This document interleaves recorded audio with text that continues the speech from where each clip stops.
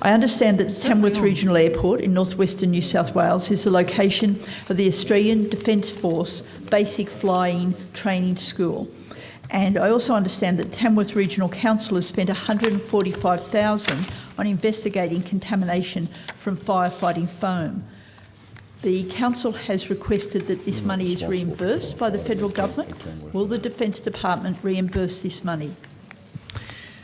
Senator, I asked Mr Greshkowiak to follow that up, but our understanding is that we have not had a particular role in firefighting activities at that site previously. It's certainly been raised with me via the Prime Minister and the Council in Tamworth Airport. Is, of course, a commercial airport as well, but I'll ask Mr Greshkowiak to add to that. Yeah, nothing really of any substance to add to that.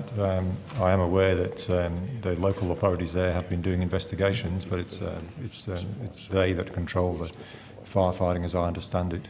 I'm not aware of any request into the department for any costs associated with the work that they might be doing. You'd be aware, Senator, that the use of the aqueous firefighting foams has not just been at defence facilities, but also at airports, at fire services for training, at a number of commercial sites, which might, for example, be locations for petroleum industry. So to deal with Tamworth, but we need to stay in Tamworth, can I ask the question? It's called Basic Flying Training School. So you're saying that you haven't conducted any training there involving these contaminants?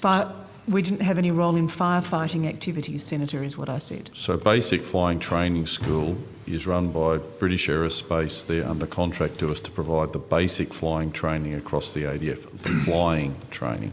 So have your contractors had any involvement with using contaminants in local training for firefighting?